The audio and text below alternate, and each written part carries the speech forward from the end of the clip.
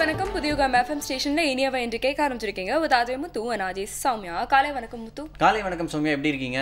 நல்லா இருக்கேன். நீங்க எப்படி இருக்கீங்க? Super super. நிறைய விஷயங்கள் நீ கத்துக்கணும் அப்படின்ற ஆர்வத்துல வந்திருக்கேன். எஸ், உங்க ஆர்வத்தை நான் இப்போ ட்ரிகர் பண்ண போறேன். என்ன அப்படின்னு பாத்தீங்கன்னா, இன்னைக்கு என்ன டே அப்படின்னு ரிவீல் பண்றதுக்கு முன்னாடி நான் உங்ககிட்ட ஒரு லிஸ்ட் ஆஃப் நேம்ஸ் சொல்றேன். அவங்களுக்குள்ள ஒரு ஒற்றுமை இருக்கு. அது என்ன அப்படின்னு நீங்க கண்டுபிடிக்கணும். சொல்லுங்க. சுதா சந்திரன், பீத்தோவன், ஹெலன் கெல்லர், மார்லா ரோனியான். டான்ஸு, பாட்டு, அவங்க ஏதாவது ஒரு விதத்தில் நீங்கள் சொன்ன எல்லாருமே இந்த ஃபிசிக்கலி சேலஞ்சாக இருந்திருக்காங்கன்னு நினைக்கிறேன். கிரேட். அவங்க எல்லாருமே டிசேபிள்டு, ஆனால் பெரிய லெவலில் சாதிச்சவங்க அப்படின்னு சொல்லலாம். ஏன்னா சுதா சந்திரன் பார்த்தீங்கன்னா அவங்க டான்ஸர், பட் அவங்களுக்கு வலது கால் கிடையாது. அதே மாதிரி பீத்தோவன், அவரை பற்றி நம்ம எல்லாருக்குமே தெரியும். மார்லா ருன்யான் அப்படிங்கிறவங்க பார்த்தீங்கன்னா ஒரு ஆத்லீட், ஆனால் அவங்க பிளைண்ட். ஸோ இந்த மாதிரி ஒவ்வொருத்தருக்கும் ஏதாவது ஒரு குறைபாடு இருந்தாலும் அவங்க நிறைய விஷயங்கள் சாதிச்சிருக்காங்க அப்படின்னு சொல்லலாம் இல்லையா? ஆமாம், கண்டிப்பாக. அதாவது சாதனைக்கு இந்த ஃபிசிக்கலி சேலஞ்சாக இருக்கிறது ஒரு பெரிய தடையாக இருக்கக்கூடாது அப்படின்றது இன்ஸ்பிரேஷன் இவங்கெல்லாம். இன்னைக்கு எதனால் இதெல்லாம் நம்ம சொல்லிக்கிட்டு இருக்கோம், இன்னைக்கு இன்டர்நேஷனல் டே ஃபார் டிசேபிள்ட். இதைத்தான் யூஎன் 1992 வருஷத்துலேருந்து இதை அனுசரிச்சுட்டு வரோம். அது அவங்க எதுக்காகனா, இந்த ஃபிசிக்கலி சேலஞ்சாக இருக்கிறவங்களும் டிசேபிள்டாக இருக்கிறவங்களும் அதே டிக்னிட்டி, அவங்களுக்கும் ஈக்குவல் அமௌண்ட் ஆஃப் ரைட்ஸ், நம்ம நார்மலாக இருக்கிற நமக்குலாம் என்னெல்லாம் ரைட்ஸ் இருக்கோ அந்த உரிமைகள்லாம் அவங்களுக்கும் போய் சேரணும் அப்படின்றதுக்காக இதை அனுசரிக்க ஆரம்பிச்சிருக்காங்க. கிரேட். இப்போ நம்ம ஒரு விஷயம் பேசிட்டு இருக்கோம் இல்லையா, ஆனால் நம்மளுடைய கெஸ்ட் பார்த்தீங்கன்னா அவங்க நம்ம கிட்ட இன்னும் நிறைய விஷயங்கள் சொல்ல போறாங்க. இன்ஃபேக்ட் அவங்க சொல்ற சில விஷயங்கள்லாம் பார்த்தீங்கன்னா ரொம்ப டிஃப்ரெண்டாக இருந்தது. இத்தனை நாள் நம்ம ஒரு ஸ்டீரியோ டைப்டாக இருப்போம் இல்லையா, அதெல்லாமே பிரேக் பண்ற மாதிரி நிறைய விஷயங்கள் சொல்ல போறாங்க. பட் அதுக்கு முன்னாடி நம்ம நிறைய சுவாரஸ்யமான பகுதிகள்லாம் இருக்கு இல்லையா, அதெல்லாம் பார்க்கணும் இல்லையா? ஆமா, ஃபர்ஸ்ட் எடுத்த உடனே உடலும் உள்ளமும் பகுதியில் ஒரு செமையான முத்திரை காத்துக்கிட்டு இருக்கு, பார்க்கலாம். வணக்கம். நலம்பெறும் முத்திரைகள் வரிசையில் இன்று நாம் பார்க்க இருப்பது ஆதி முத்திரை என்ற ஒரு உன்னதமான முத்திரை. அதாவது நம்மளுடைய மனித குலம் ஒவ்வொருவரும் தாயின் கருவறையில் இருக்கும் பொழுது வைக்கக்கூடிய முதல் முத்திரை இந்த முத்திரை. அதனாலேயே இதன் பெயர் ஆதி முத்திரை என்று மாறியுள்ளது. இந்த முத்திரை வைத்தால்தான் மனிதன் அந்த 6 அறிவு படைத்த ஒரு உயிரினமாக மாற முடியும் என்று சித்தர்கள் பல இலக்கியங்களில் குறிப்பிட்டிருக்கிறார்கள். கை விரல்களை இந்த மாதிரி நம்ம வைக்கும் பொழுது, தாயினுடைய கருவறையில் இருக்கும் பொழுது 8 மாதம் தொடங்கியவுடன் இந்த முத்திரையை வைக்க விடுவோம். ஒரு கருவானது உருவானது முதல் 8 மாதம் வரைக்கும் தன்னைத்தானே உருவாக்கி கொள்ளும். 8வது மாதம் தொடங்கிய உடனே கை விரல்களில் இந்த முத்திரை வைப்பதாக குறிப்புகள் இருக்கிறது. அந்த முத்திரைக்கு பின்னால், அதாவது பிரசவித்த பின்னால், ஒரு குழந்தை பிறந்த பின்னால் அந்த முத்திரை திரும்பவும் நாம் வைக்கும் பொழுது என்னென்ன மாற்றங்கள் நமக்கு கிடைக்கும் அப்படின்னு பார்த்தோம்னா, முதல்ல மன அமைதி பெறும். அதாவது தாயின் கருவறையில் இருக்கிறது போல் நம்மளுடைய மனமானது மிகவும் ஆழ்ந்து அமைதியான ஒரு சூழ்நிலைக்கு தள்ளப்படும். 2வது மனக்குழப்பம் தீரும். 3வது பயம் இருக்காது. அதாவது மனிதனுக்கு பயம் எதற்கெடுத்தாலும் பயம் வரும், எதிர்மறை சிந்தனைகள் வரும். இந்த முத்திரை தொடர்ந்து பழகி கொண்டு வரும் பொழுது பயம், குழப்பம் இதெல்லாம் இருக்காது. 3வது பார்த்திங்கன்னா அடிவயிற்றில் ஏற்படக்கூடிய வலி. அப்புறம் இப்போ பெண் குழந்தைகள்லாம் பார்த்திங்கன்னா சிறு வயதிலேயே பருவமடைந்துடுறாங்க. அவங்களுக்கு ஒரு விதமான அந்த அடிவயிற்று வலி ரொம்ப அதிகமாக இருக்கும். அந்த அடிவயிற்று வலி போகிறதுக்கு இந்த முத்திரை உபயோகமாக இருக்கும். ஆண் குழந்தைகளுக்கு அப்படின்னு பார்த்திங்கன்னா சிறுநீர் அடைக்கிறதுனால வரக்கூடிய அந்த அடிவயிற்று வலி சரியாகும். இந்த முத்திரைக்கு பெயர் ஆதி முத்திரை. எப்படி செய்கிறதுன்னு பாருங்கள். உங்களுடைய கைகளில் 2 கைகள்லையுமே இந்த மாதிரி, இந்த 2 கைகள்லையுமே இந்த கீழ் சுண்டு விரலினுடைய கீழ் பகுதியில் உங்களுடைய பெருவிரலினுடைய நுனியை கொண்டு வைக்கணும். மற்ற 4 விரல்களையும் இப்படி மூடி வச்சுக்கணும். இந்த மாதிரி 2 கைகளிலும் அந்த மாதிரி செய்யணும். உங்களுடைய இந்த மாதிரி முத்திரை செஞ்சுட்டு, சரியாக தான் நம்ம அந்த முத்திரை செய்கிறோமா அப்படின்னு பார்த்திங்கன்னா, இந்த விரல் நுனிகளிலும் அதே மாதிரி பெருவிரல்லையும் துடிப்பை நாம் உணர வேண்டும். இதுக்கு இந்த துடிப்பு வர்றதுக்கு ஒரு 4 நிமிடங்கள் கூட ஆகலாம். அது வரைக்கும் அப்படியே நம்ம தொடையில் வச்சுக்கலாம். இப்போ நமக்கு மனம் எப்போவுமே டென்ஷனாக இருக்குது அப்படின்றதுக்காக 24 மணி நேரமும் இந்த முத்திரையை வச்சுட்டே இருக்கக்கூடிய ஒரு சூழ்நிலை வந்துடக்கூடாது. அதிகபட்சமாக ஒரு நாளைக்கு நம்ம ஒரு 40 நிமிடம் வரைக்கும் இந்த முத்திரையை செய்யலாம். குறைந்தது 20 நிமிடம், அதிகபட்சமாக 40 நிமிடம் ஒரு நாளைக்கு ஒரு தடவை செஞ்சால் போதும். ஆதி முத்திரையை போல் அதை தொடர்ந்து பல முத்திரைகளையும் நாம் மனித வாழ்க்கையில் செய்து கொண்டு இருக்கிறோம். ஒரு குழந்தை உருவாகும்போது முதல் முத்திரை ஆதி முத்திரை. அதை தொடர்ந்து பிரசவித்தவுடன் செய்யக்கூடிய முத்திரை பரிவர்த்தனை முத்திரை. அதையும் தாண்டி 8 மாதங்கள் முடிகிற வரைக்கும் நம்ம செய்யக்கூடிய முத்திரைகள் பார்த்திங்கன்னா ஏறக்குறைய 360 முதிரைகள் வரைக்கும் செய்கிறாங்க. ஒவ்வொரு குழந்தைகளுமே, நானும் சரி நீங்களும் சரி, அனைத்து மனித குழந்தைகள் அனைவருமே பிறந்து 8 மாதம் வரைக்கும் ஏறக்குறைய 300 முதிரைகளுக்கு மேலே செய்து தான் நாம் முழுமையான வளர்ச்சி அடைகிறோம்.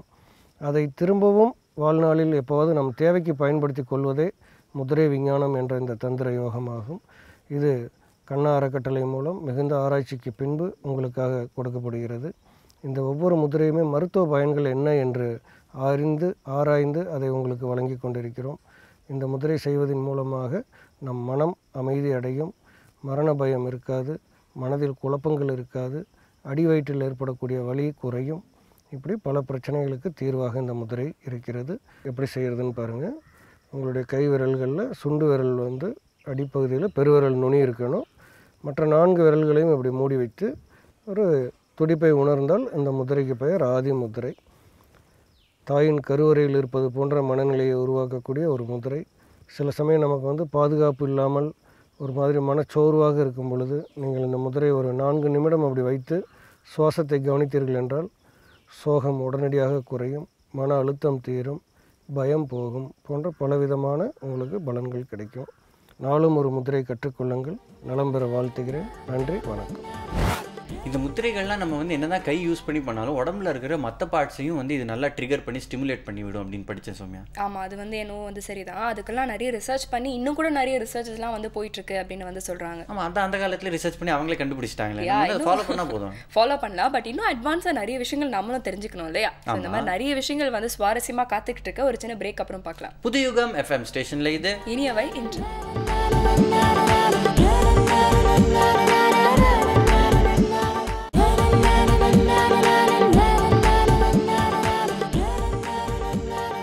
வெல்கம் பேக் புதுயுகம் FM ஸ்டேஷனில் இனியாவை என்று கேட்டுட்ருக்கீங்க. உதாஜை முத்து அனாஜி சௌமியா. அடுத்து பார்த்தீங்கன்னா நலம் அன்புடன் பகுதியில் சித்த வைத்தியர் அருண் பேச போகிறார். எந்த விஷயத்தை பற்றி பேச போகிறாரு? கரப்பான் அப்படின்ற ஒரு பிரச்சனையை பற்றி நீங்கள் அவர் பேச போகிறாருன்னு ஸ்கிரிப்டில் கொடுத்தாங்க. நானும் யோசிச்சிருந்தேன், கரப்பான் பூச்சி தான் நமக்கு தெரியும், இந்த கரப்பான்னா என்ன இருக்கும் அப்படின்னு. ஆமாம், அது ஏதோ ஒரு பிரச்சனை அப்படின்னு சொன்னாங்க. கரப்பான் அப்படின்னா என்ன பிரச்சனை அப்படிங்கிற டிஸ்கஷன்லேயே நம்ம இவ்வளோ நேரம் இருந்தனால அவர்கிட்ட கேட்டுடலாம்.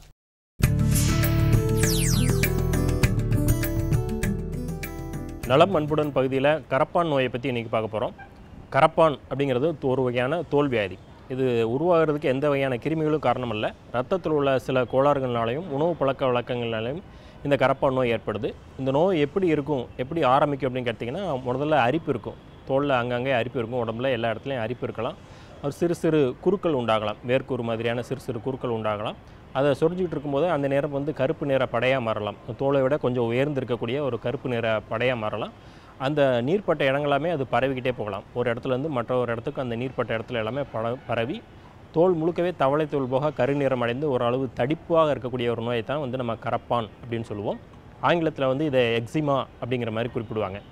இந்த நோய் ஒரு பரம்பரை நோய் அப்படிங்கிற ஒரு மாதிரி சொல்ல முடியாது. தோலில் இருக்கக்கூடிய சில கோளாறுகள்னாலையும் உணவு பழக்க வழக்கங்களில் இருக்கக்கூடிய சில கோளாறுகள்னாலையும் இந்த நோய் ஏற்படுறதா சொல்கிறாங்க. அதாவது ஒவ்வாமையும் இந்த நோய்க்கு ஒரு குறிப்பிட்ட காரணமாக சொல்லப்படுது. நம்ம சாப்பாட்டில் இருக்க சில பொருட்கள் சிலருக்கு அலர்ஜியாக இருக்கலாம், அது ஒரு காரணமாக இருக்கும். ஒவ்வாமைங்கிறது ஒரு தனி வியாதியாக இருந்தாலும் அந்த ஒவ்வாமையினாலும் அதாவது அலர்ஜியினாலும் இந்த நோய் ஏற்படுறதுக்கு ஒரு காரணமாக இருக்கும். பொதுவாக சித்தர்கள் சொல்லும்போது இந்த மாதிரியான தோல் நோய்கள் ஏற்படக்கூடியவங்கெல்லாம் சில பொருட்களை அவாய்ட் பண்ணணும் அப்படிங்கிற மாதிரி சொல்கிறாங்க.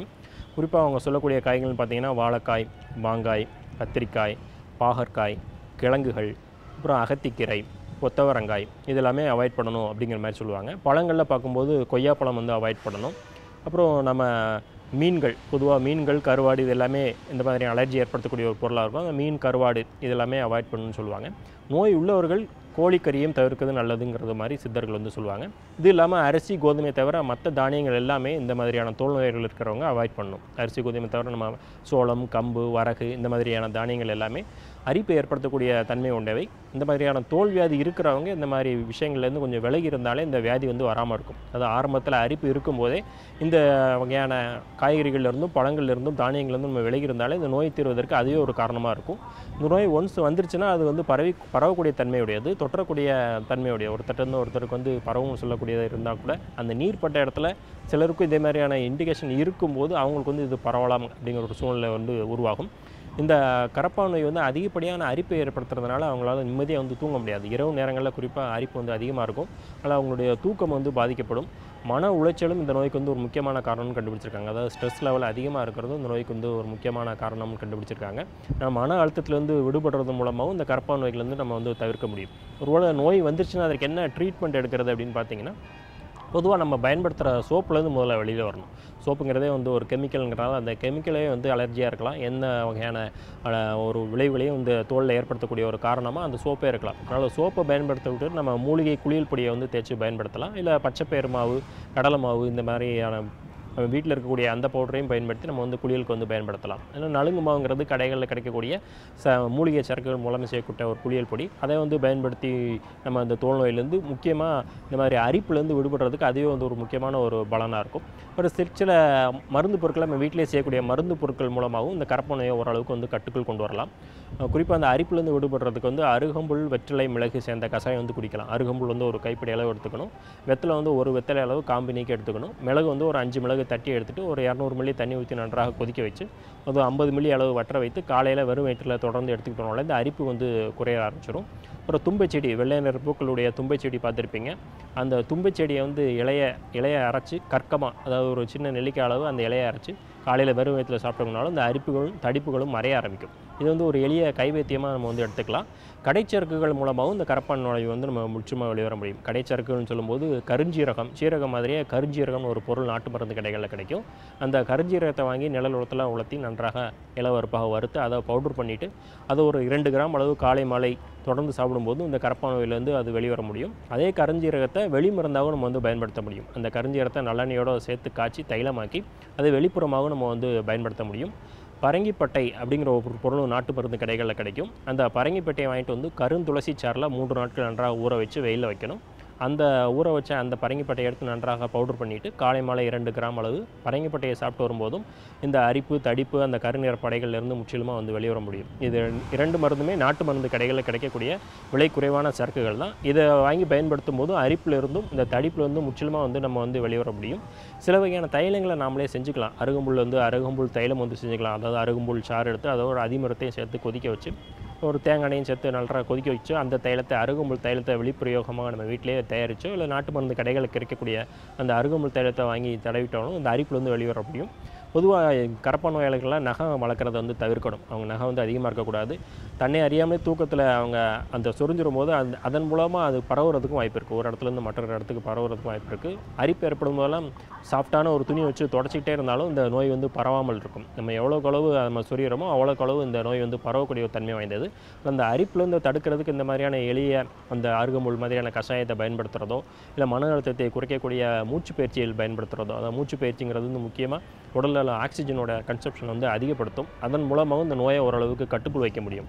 பொதுவாக சொரியிறதுலேருந்து நம்ம வந்து வெளியில் வந்துட்டோம்னாலே இந்த நோய் படிப்படியாக வந்து குறைய ஆரம்பிச்சிடும். அப்புறம் வெளிப்புறமாக பயன்படுத்தக்கூடிய அந்த நலுங்கு மாவு, உட்புறமாக சாப்பிடக்கூடிய கருஞ்சீரக சூரணம், பரங்கிப்பட்டை சூரணம் இதெல்லாம் தொடர்ந்து நம்ம எடுக்கும்போது ஒரு 90 நாட்களுக்குள்ளாகவே இந்த கரப்பான் நோயிலிருந்து முற்றிலுமாக நம்ம வெளிவர முடியும். ஓ, கரப்பான்றது இதானா? நான் என்னமோ ஏதோ இல்லை நினச்சிட்டு இருந்தேன். ஓகே, அப்போ நம்மளுக்கு தெரிஞ்ச ஒரு விஷயம் தான், ஆனால் இப்படி ஒரு டிஃப்ரெண்டான பேர் இருந்திருக்கு இல்லையா? கரெக்ட். இப்போ வந்து நம்ம அடுத்ததாக இன்னொரு பகுதிக்கு வந்திருக்கோம், பசுமை உணவுகள் பகுதிக்கு. இதில் வந்து இந்த அகத்திக்கீரையை பற்றி இன்னைக்கு வந்து சொல்ல போறாரு புதுச்சேரி சரவணன். சொல்ல மட்டும் இல்லை, செஞ்சு காமிக்க போறாரு. என்னன்னா அகத்திக்கீரை சாறு அப்படிங்கிற ஒரு விஷயம் வந்து செஞ்சு காமிக்க போறாரு. இந்த அகத்திக்கீரை அப்படிங்கிறது வந்து பார்த்தீங்கன்னா ரிச் இன் கால்சியம். அதனால வந்து எலும்புகளுக்கு வந்து ரொம்ப உறுதி தரக்கூடிய ஒரு விஷயம் அப்படின்னு சொல்றாங்க. எலும்பு பல்லு எல்லாம் ஸ்ட்ராங்கா இருக்குன்னா அகத்திக்கீரை ஒரு 4 கட்டு வாங்கி டெய்லி அதை வச்சு பல் தேய்க்கலாம். இல்ல, அதாவது வாரத்துக்கு ஒரு தடவையாவது வந்து அகத்திக்கீரை வந்து சேர்த்துக்க சொல்றாங்க. ஏன்னா எப்பயுமே வந்து போன் ஸ்ட்ராங்கா இருக்கிறதான ஒரு முக்கியமான விஷயம். ஆமா, கரெக்ட். ஏன்னா 40 வயசுக்கு மேலே எல்லாருக்குமே இப்பெல்லாம் மூட்டு வலி வந்துருது அப்படின்றாங்க. அதனால வந்து இந்த கால்சியம், இந்த சத்துலாம் கண்டிப்பா ரொம்ப அவசியம். சோமியா, அகத்திக்கீரை சாறு எப்படி பண்றதுன்னு சார் சொல்றாரு, பார்க்கலாம்.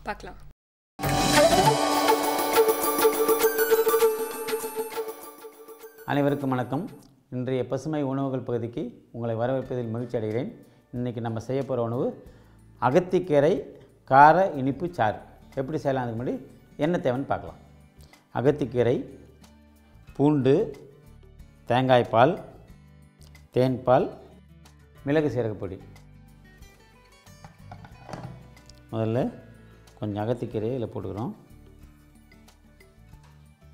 அது அகத்திக்கீரை சுவை எவ்வளோ இருந்தால் தாங்கும், அதில் சாப்பிட முடியுமோ அவ்வளோ போட்டுக்கணும். ஏன்னா இது இல்லை சிறு கசப்பு உள்ள கீரை. இது அகத்தில் உள்ள தீ, வயிற்றில் உள்ள சூடை வந்து சமப்படுத்தி சமமாக வச்சுருக்கோம். குளிர்ச்சியாக ஆக்கிடும் வயிற்றை. இது தொடர்ந்து சாப்பிட்டு வரும்போது இந்த வயிற்றில் இருக்கிற புண், இந்த அல்சர் நோய் சொல்கிறோம் இல்லையா, இதெல்லாம் இது பண்ணும். இது கூட திட்டமான, அதாவது மைல்டான காரம் சேர்க்கணும், வேறு ஒன்றும் கிடையாது. அதிக காரம் சேர்த்து செய்யக்கூடாது. சாம்பார் வச்சாலோ சூப் வச்சாலோ மைல்டான காரம் சேர்த்து வைக்கும்போது ரொம்ப நல்ல சுவையும் லேசான சிறுகசப்போடு கூடிய வைத்தியத்துக்கு உண்டான மருத்துவமும் இதில் கிடைக்கும். கொஞ்சமாக அகத்திக்கீரை போட்டுக்கிறோம். ஒரு 2 பல் பூண்டு போட்டுக்கிறோம். கொஞ்சம் மிளகு சீரக பொடி இதில் சேர்த்துக்கிறோம். அப்புறமா தேவைக்கேற்ப மிளகு சீரக பொடி அப்புறம் கலந்துக்கலாம். தண்ணி ஊற்றிக்கிறோம். முதல்ல இதை க்ரஷ் பண்ணிவிட்டு அப்புறம் தேவையான அளவு தண்ணி ஊற்றி கலந்துக்கலாம்.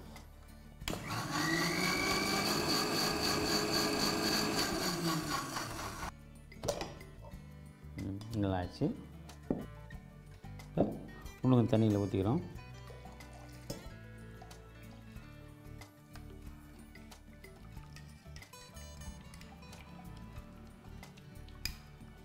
இது அந்த அகத்திக்கீரை ஜூஸை இப்படியாகவும் குடிக்கலாம், தப்பு இல்லை. இது நல்ல மருந்து தான். ஆனால் இந்த சுவையில் குடிக்க யாரும் விரும்ப மாட்டாங்க அகத்திக்கீரையை. அதனால் சுவையை மாற்றி இந்த சாராக போட்டு தரோம். அதுக்கு தான் இந்த தேங்காய் பாலும் தேன் பாலும். இந்த பூண்டு கூட அகத்திக்கீரை சேரும்போது வாயுவையும் போக்கும், அதே நேரத்தில் அகத்தில் உள்ள அந்த சூடையும் குறைக்கும். இது காம்பினேஷன். அதான் இது கூட இது சம அளவு தேங்காய் பால் சேர்த்துக்கணும். சம அளவு தேங்காய் பால். இனிப்புக்கு எவ்வளோ அளவுக்கு இனிப்பு வேணுமோ அந்த அளவுக்கு இனிப்புக்கான தேன் பால் சேர்த்துக்கணும்.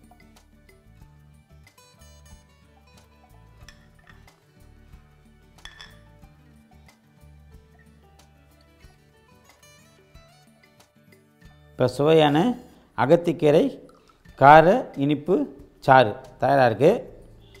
இது ரொம்ப நல்ல உணவு. இது வந்து குழந்தைங்க காலையில் கொடுத்தீங்கன்னா உடல் சூடு சமமாக வச்சுருக்கும். ரொம்ப நல்ல உணவு, உடல் தெம்பை கொடுக்கும். பெரியவங்களுக்கு வந்து குடல் புண் இந்த மாதிரி அல்சர் உள்ளவங்க தொடர்ந்து சாப்பிட்டு வந்தாங்கன்னா ஒரு 4-5 நாள்லேயே வந்து அவங்களுக்கு வந்து மாற்றம் தெரிய ஆரம்பிச்சிடும். வயிற்றில் இருக்கிற அந்த வலி அதெல்லாம் குறைஞ்சி மாற்றம் தெரிய ஆரம்பிச்சிடும். ரொம்ப நல்ல சாறு இது. இதை வந்து செறிவூட்டி இருக்கும். இந்த அகத்திக்கீரை செறிவூட்டி இருக்கும். எப்படி செறிவூட்டுனா தேங்காய் பால் அமிர்தத்துக்கு நிகரான சுவையுள்ள தரமான தேங்காய் பால் சேர்த்துருக்கோம். மிளகு சீரகம் பூண்டு சேர்த்துக்கும் போது இது வந்து ரொம்ப உடனடியே வேலை செய்யக்கூடிய மருந்து வகையான சாறு. இது ரொம்ப நல்ல உணவு. வேறு ஒரு நல்ல உணவோடு அடுத்த நிகழ்ச்சியை சந்திக்கலாம். நன்றி. அகத்திக்கீரை சாறு எப்படி செய்யறது அப்படி சார் நான் பேசிட்டு இருக்கும்போது எங்களையும் கொஞ்சம் பாருங்க சார். அவ்வளோ மெய் மறந்து நீங்க வந்து புதுச்சேரி சரவணன் சார் செஞ்சதே பார்த்துருக்கீங்களா? அகத்திக்கீரையை பத்தி நானும் கொஞ்சம் படிச்சேன்னா இது பண்ண இவ்வளவு பெனிஃபிட்ஸ் இருக்கே அப்படின்னு நான் யோசிச்சு பார்த்தேன் சௌமியா.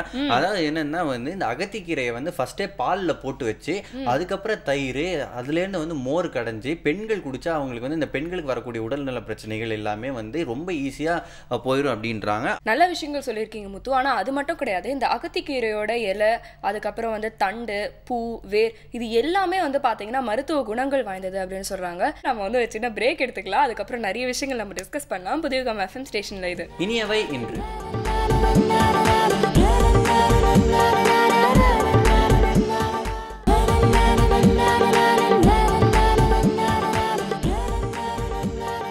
Welcome back. இது புதியகம் FM ஸ்டேஷனின் இனியவை இன்று வித் முத்து அண்ட் சௌமியா. உள்ளுவதெல்லாம் பகுதிக்கு வந்திருக்கோம். இன்னைக்கு வந்து இறை அன்பு சார் ஏதோ நல்ல விஷயத்தை பற்றி பேச போகிறார் சௌமியா. ஆனால் அதுக்கு முன்னாடி நான் அவரை பற்றி இன்னைக்கு ஒரு சில விஷயங்கள் எடுத்துகிட்டு வந்திருக்கேன். அவர் வந்து நமக்கு வந்து தமிழில் எல்லாருக்கும் புரியிற மாதிரி வந்து ரொம்ப எளிதாக நமக்கு வந்து எக்ஸ்பிளைன் பண்ணிட்டு வராரு. ஆனால் அவருக்கு வந்து பொதுவாகவே மொழிகள் மேலே வந்து பற்று ஜாஸ்தி. அவர் வந்து என்ன படிச்சிருக்காருன்னு பார்த்தேன்னா MA இன் இங்கிலீஷ், அதுக்கப்புறம் MA இன் சான்ஸ்கிரிட்.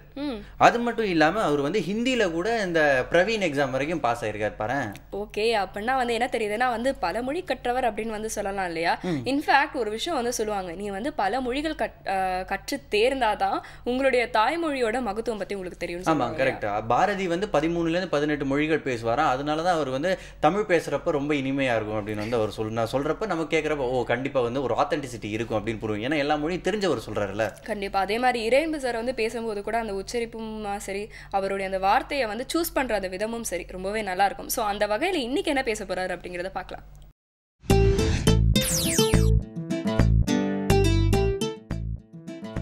வணக்கம்.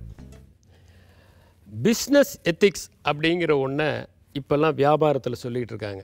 வியாபாரம் பண்ணுறதுலேயும் ஒரு தர்மம் இருக்கணும். இப்போ வியாபார தர்மம்னா என்ன? வியாபாரத்தில் ஒரு நியாயம் இருக்கணும், வியாபாரத்தில் ஒரு லாபமும் இருக்கணும். லாபம் இல்லாமல் வியாபாரம் பண்ணாலும் அது வியாபார தர்மமாக முடியாது. ஆனால் அந்த லாபம் எவ்வளவு இருக்கலாம்? எந்த மாதிரி அந்த லாபம் இருக்கலாம், அது அநியாயமான ஒரு லாபமாக இருக்கக்கூடாது, ஏமாற்றுத்தனமாக இருக்கக்கூடாது அப்படிங்கிறதுக்கு ஆச்சாரிய கிருப்பலானி ஒரு அழகான கதை சொல்லுவார். ஒரு அம்மா என்ன பண்ணும், ஒரு கடையில் போய் ஒரு புடவை எடுத்துகிட்டு வரும். ரொம்ப அழகான புடவை எடுத்துகிட்டு வந்தோடனே, நம்ம வழக்கமாக புடவை எடுத்துகிட்டு வந்தோடனே நம்ம என்ன பண்ணுவோம், பக்கத்து வீட்டுக்காரங்கள்லாம் கூப்பிட்டு காமிப்போம். ஏன்னா நம்ம புடவை எடுக்கிறதே பக்கத்து வீட்டுக்கு காமிக்கிறதுக்கு தான். பாருங்கள் எவ்வளோ அழகான புடவை நான் எடுத்திருக்கேன், எவ்வளோ நல்ல புடவையை நான் கட்டியிருக்கேன் அப்படின்னு காமிக்கிறதுக்காக. அது மாதிரி அந்த அம்மா பக்கத்து வீட்டில் காமிக்குது. அவங்களாம் பார்த்துட்டு ரொம்ப நல்லா இருக்குது, எவ்வளோ கொடுத்த அப்படின்னு கேட்குறாங்க. இந்த லேடி சொல்லுது 550 ரூபாய்க்கு வாங்கினேன் அப்படின்னு. இதுக்கு ரொம்ப நாளைக்கு முன்னாடி ஆச்சாரிய கிருப்பலானி காலத்தில். இப்போ 550 இல்லை, நீங்கள் இன்னும் ஒரு 0 இல்லை 2 0 கூட போட்டுக்கோங்க.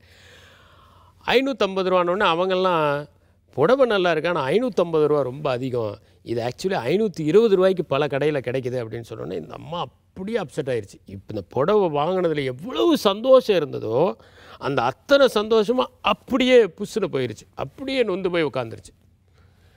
ரொம்ப கோபம். அன்றைக்கி எதுவுமே பண்ண முடியல, அதனால் சமைக்க முடியல, ஹஸ்பண்டுக்கிட்ட பேச முடியல. ஏன்னா ஏமாற்றப்பட்டோங்கிறத வந்து யாராலையுமே ஜீர்ணிச்சிக்க முடியாது. நம்ம என்னென்னா ஒருத்தருக்கு வந்து 100 ரூபா நோட்டை கொடுத்தோம்னா சந்தோஷமாக கொடுப்போம், ஆனால் 10 ரூபா நோட்டை காணோம்னா தேடுவோம், எல்லா இடத்துலையும் தேடுவோம். ஏன்னா தொலைஞ்சு போச்சுங்கிறத நம்மளால் தாங்கிக்க முடியாது. நாமளாக ஒரு பேனாவை ஒருத்தட்ட கொடுத்துடலாம், ஆனால் பேனா மூடியை காணோம்னா நம்ம எல்லா இடத்துலையும் தேடுவோம், எங்கே மூடி எங்கே மூடின்னு. ஏன்னா தொலைந்து போகிறதும் ஏமாற்றப்படுறதும் ஒரு விதமான காயத்தை உள்ளத்தில் ஏற்படுத்தும். அதுதான் அந்த அம்மாவுக்கு ஏற்படுத்திடுச்சு. அதனால் அது ரொம்ப வருத்தத்தில் இருக்குது. நைட்டு ஒரு 10 மணி இருக்கும், எல்லாம் படுக்க போகலாங்கிற போது கதவு தட்டுறாங்க. யாருன்னு திறந்து பார்த்தா அந்த கடைக்காரர் நின்றுட்டுருக்காரு. இந்த அம்மாவுக்கு பயங்கர கோபம். அந்த டைமில் அந்த கடைக்காரர் சொல்கிறாரு, அம்மா நீங்கள் உங்கள் ஹேண்ட்பேக் அங்கே விட்டுட்டு வந்துட்டீங்கம்மா அப்படின்னு சொல்லி அந்த ஹேண்ட்பேக் எடுத்து கொடுக்குறாரு. அந்த அம்மாவுக்கு உடனே ஆச்சரியம், ஐயோ ஹேண்ட்பேக்கை நான் மறந்தே அங்கே விட்டுட்டு வந்ததை மறந்தே போயிட்டேனே அப்படின்னு சொல்லி ஹேண்ட்பேக்கை வாங்குது. வாங்கிட்டு திறந்து பார்க்குது, எண்ணி பார்க்குது, 1500 ரூபா கரெக்டாக இருக்குது. உடனே அவருக்கு ரொம்ப பண்ணிவிட்டு, ரொம்ப தேங்க்ஸ் நீங்கள் கொண்டு வந்து கொடுத்தீங்க அப்படின்னு சொல்லிட்டு ஒரு சின்ன வருத்தம், என்ன ஒன்றும் இல்லை, அது 520 ரூபாயாமே, நீங்கள் 550 ரூபாய்க்கு விற்றுருக்கீங்களே அப்படின்னு. அம்மா அந்த 30 ரூபா தான் எனக்கு லாபம்மா அப்படின்னு. ஏங்க இந்த 1500 ரூபாயை நீங்கள் கொண்டு வந்து கொடுத்துருக்கீங்க, ஆனால் அந்த 30 ரூபா நீங்கள் லாபம் வச்சு விற்றுருக்கீங்க. அவர் சொன்னார், அந்த 30 ரூபா லாபம் வச்சு விற்கிறதுமா என்னுடைய தொழில் தர்மம், அது பிஸ்னஸ் எத்திக்ஸ். ஆனால் இந்த 1500 ரூபாயை நான் அங்கேயே வச்சுக்கிட்டு இருந்திருந்தேன்னா உங்கள் ஹேண்ட்பேக்கை, அது வந்து திருட்டுமா. வியாபாரம்ங்கிறது லாபத்துக்காக தான் நடக்கணும், எவ்வளவுக்கு நடக்கணுமோ அவ்வளோ லாபத்தில் தான் நடக்கணும், அதை தான் நான் செஞ்சுட்டு வரேன் அப்படின்னு. ரொம்ப மிக மிக சரியான ஒரு கதை அது. அதே மாதிரி இன்னொரு சம்பவம் என் நண்பர் சொன்னார், ரொம்ப சுவாரஸ்யமான ஒரு சம்பவம் அது. ஒருத்தர் வந்து புதுசாக ஷூ வாங்குறதுக்காக போகிறார். அவர் வந்து ஒரு இன்டர்வியூ அட்டன் பண்ணணும், இது வரைக்கும் அவர் ஷூவே போட்டதில்லை. அதனால் புதுசாக ஷூ வாங்குறதுக்கு ஒரு கடைக்கு போகிறார். கடைக்கு போனவுடனே அந்த ரெப்ரசன்டேட்டிவ் என்ன பண்ணுறாரு, இவருடைய காலை அளவெடுத்து இவருக்கான ஒரு ஷூவை மாட்டி விட ட்ரை பண்ணுறாரு. அப்போ வந்து அவருக்கு ஷூவை மாட்டி விடும்போது இவருக்கு ரொம்ப ஒரு கஷ்டமாக இருக்குது. இல்லைங்க நானே போட்டுக்கிறேங்க, இல்லைங்க நானே போட்டுக்கிறேங்க, கொஞ்சம் இருங்க சார் நான் போட்டு விட்றேன் அப்படிங்கிறாரு. அந்த ஷூ போட்டு பார்க்குறாரு, சரியா இல்லை, கொஞ்சம் நடந்து பாருங்கங்கிறாரு, கொஞ்சம் லூஸாக இருக்குது. சரி அடுத்தது கொண்டு வந்து மாட்டுறாரு, அது டைட்டாக இருக்குது, கொஞ்சம் நடந்து பார்க்கணுன்னா பிடிக்குது காலை.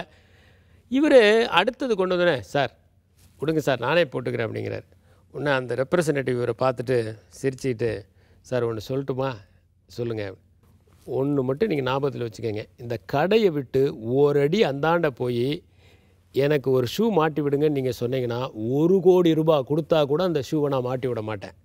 ஆனால் இங்கே மாட்டி விடாதீங்கன்னு சொல்லி 1 கோடி ரூபாய் கொடுத்தீங்கன்னா கூட நான் மாட்டி விடாமல் இருக்க மாட்டேன். ஏன்னா இது என் தொழில் சார், இங்கே நான் இதை செய்கிறதுக்கு தான் என்னை நியமிச்சிருக்காங்க. உங்கள் காலில் நாம் ஷூ மாட்டுறதுனால எந்த வகையிலையும் தாழ்ந்து போக மாட்டேன், ஏன்னா என் தொழிலில் தான் செய்கிறேன் அப்படின்னு சொன்னார். அதனால் எந்த தொழிலை செய்தாலும் அதற்கென்று ஒரு தர்மம் இருக்கிறது. நியாயமாகவும் உண்மையாகவும் நேர்மையாகவும் நாம் எந்த பணியை செய்தாலும் அந்த பணி அறப்பணியாக இருக்கிறது, அர்ப்பணிப்பாக இருக்கிறது, ஆன்மீகமாக இருக்கிறது. எனவே பணியை நேர்மையாக செய்வதுதான் தொழில் தர்மம்.